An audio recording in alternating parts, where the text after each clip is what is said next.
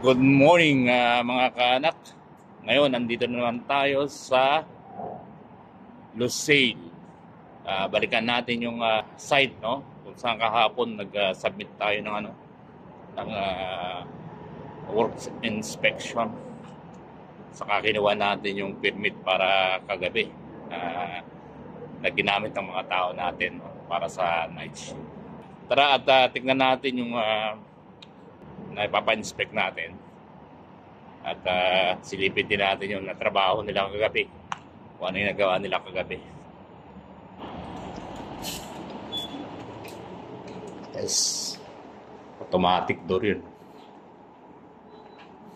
Yan sa emergency entrance yun.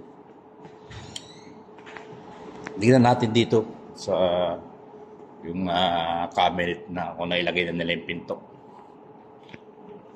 Ito hindi automatic. So, kailangan i-push. Natin na may tao. Tao kaya. So, wala. Walang tao. So, ito mga kaanak. So, nakikabit na nila. Ayun. Medyo umayos-ayos yung pagkakalagay ng silicone. Yan ang sinasabi ko eh. 2 beses na nilang binalikan yan pero hindi nila na perfect. Kailangan talaga ituturo mo talaga ng actual. Pagka picture lang, hindi nila magagawa ng maayos. So, ayan, okay na yan.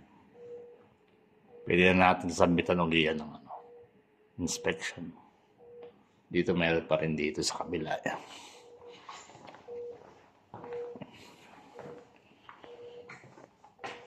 Ayan. Medyo may konting Pero hayaan na natin yung QC inspector mag-comment. Kasi pag binalikan na naman to, matatagalan. Kaya na naman kukunin na naman natin itong pinto. Dadali na naman nila sa taas. Mahit na trabaho lang to, pero ganyan talaga. Pagka sa mga finishing. Lalo na pag walang trabaho yung mga QC. Mga inspector naghahanap ng trabaho. Meron konti, pero tingnan natin mamayang gabi kung masasabihan natin ng tao na medyo linisin ng konti, medyo ipulido ng konti. So, ayan. Pwede na siguro. Acceptable na sa akin to. Ewan ko lang sa inspector. So, tara mga kaanak, accept tayo dun sa hindi pala. Punta tayo dun sa kabilang side. Dun sa ginawa nila kagabi.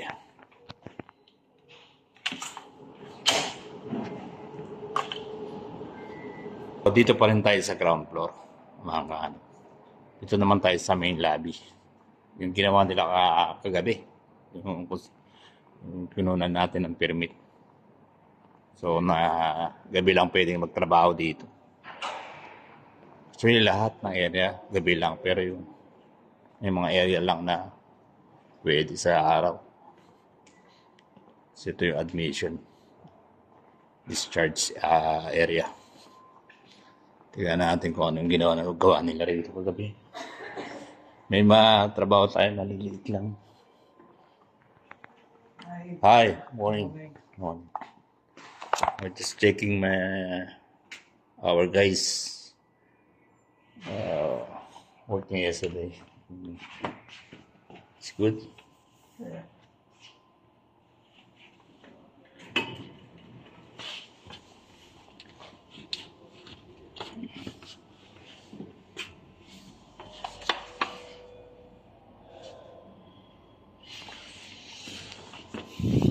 The problem is not properly treated.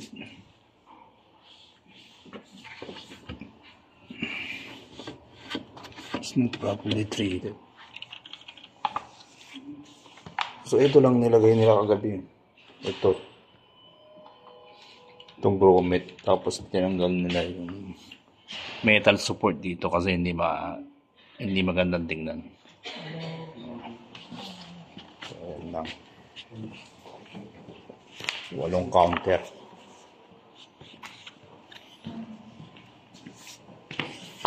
Yan. Ito yung tinatawag nilang grommet. Para sa cable, no? Monitor. Wiring. Kasi yung monitor na nakalagay niya, no? Hindi maayos. Makalat. Ang problema lang dito. Yung electrical box naman ang problema dito. Kasi hindi dapat dyan ang location yan. So ito yung dapat na i-finalize kung saan ilalagay. Kasi maglalagay tayo ng butas dito. Yan pala. Papunta sa monitor.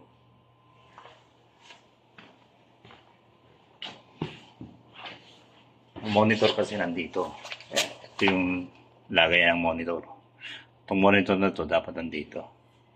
So ngayon magkakaroon ng butas dito. So dapat itong power box na to, electrical box na to, may locate kung saan talaga ang tama. Para maglalagay natin ang butas, yung tamang butas.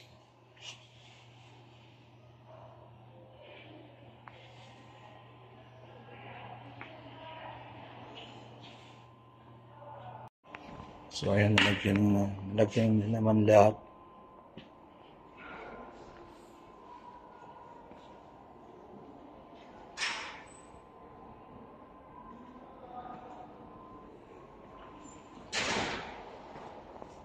Ayan, nalagyan na lahat.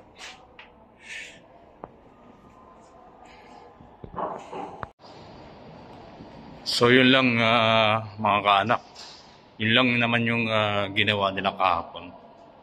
Medyo hindi lang maganda yung finishing, yung mga pinagtanggalan ng bracket. So ayan mga kaanak, no? Nakalabas na tayo dun sa hospital. Punta tayo sa QC. Sabit na natin itong inspection dun sa tinignan natin kanina. Yung door. Maliit lang na trabaho pero wala, kailangan talagang i-close. Kasi tayo rin mahirapan. So ayan mga kaanak, tapos na tayo sa mga ganap, no? Yung mga dapat natin gawin dito. Wala naman tayo masyadong trabaho na dito, no? Unang-una na yung mga tao natin gabi nagtatrabaho. So hindi naman tayo pwede magtrabaho ng 24 hours. Nagtatrabaho tayo sa umaga, magtatrabaho tayo sa gabi. So sila lang yung nagpupunta, nagtatrabaho sa gabi. Medyo medyo minsan pag may problema, talagang pupuyatin ka. So okay lang yun. Hindi naman ganun mga critical yung nagiging problema. So minsan, maaga pa lang, pagka may problema, sinasabi na sa atin. So maaga pa lang na re-resolve na natin. So ayan, babalik na rin tayo, papunta na tayo na naman sa workshop. Ganun lang naman yung routine natin. Sa umaga, kung mayroong kailangan puntahan dito sa site, pupunta tayo. Tapos, diretso na tayo ulit sa workshop para doon naman sa mga iba nating mga pwedeng gawin, lalo na mga submittal. Kaya meron tayong isang project nandiyan sa KMC, pero wala, tapos na rin siya. Meron tayong mga inspection doon na mga nakapending, pero hindi pa siya ready para submitan natin at para papa-inspect. So tara mga kaanak. So kain tayo. Lunch time. So alauna tayo dito makakain. Pag nandito tayo sa workshop. So yan lang. Kain natin. Hotdog, itlog. Konting rice. 2 saging. Okay na yan. Ito pala yung namin pantry. So yung mga kasama namin dito sa party. Office boy, T-boy. Sila.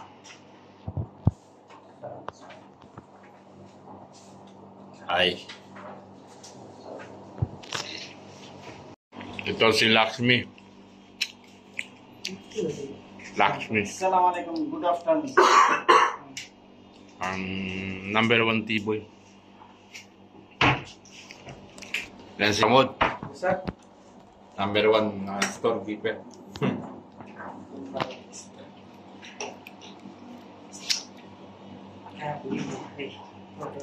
Yan yung dalawang bagong T-boy. Yan. Si Naim. What's the name of this? Suzal. What is that? Suzal. Suzal, yeah. Is Naim. Nine. Naim, yan. What is? Dalawang bago. My boss is here, my big boss. Big boss. Yan. Thank you so much. God bless you. So ito, gumagawa sila ng ano, ng molding. Mold. Para dun sa isang project. Okay rin, project na yun, matagal na eh. Ngayon lang ulit sila nag-resume. Ayan.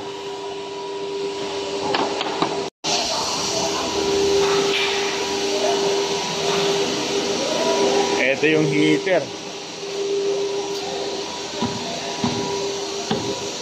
Ayan yung heater. Yan nilalagay nila yan.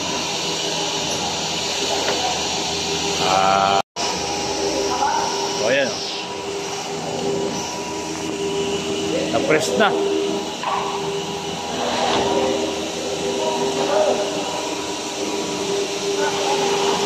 Mainit yan. Ayan yung ano. Ayan yung temperature na ginagamit. 165. 30 minutes siguro. 5 minutes. 30. Papainitin. Parang bato. Para kasing tiles to. Ayan. Tikas. So. Eto na yung ano. Yung isang part. Ng molde. Nakagawa na sila ng molde.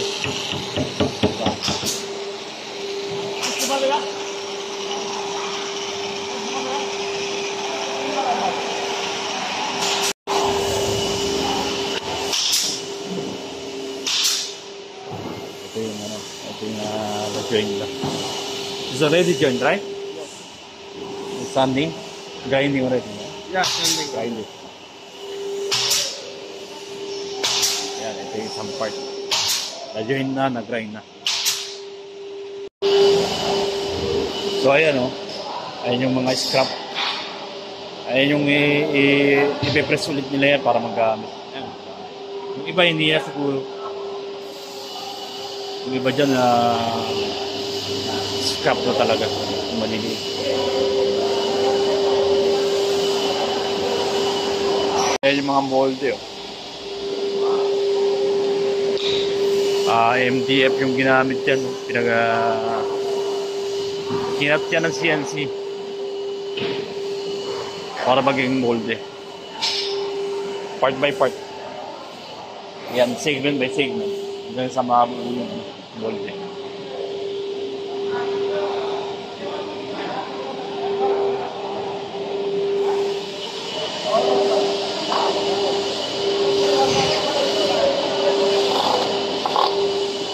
Sarap. So, ayan mga kaanak. At ito, pauwi na naman tayo. No? Tapos na naman yung isang buong araw natin. Ano? Gaya ng kahapon. Parehas lang, same. Galing tayo ng site. At pupunta tayo ng workshop. From workshop, diretso tayo pauwi. So, ngayon nung 5:20. 5:20 na. So, ganun pa rin. Tulad ng dati, ang alas 5 rito, medyo madilim na. Tara mga kanak, kita-kita tayo sa susunod ulit, no, na mga video. So bye!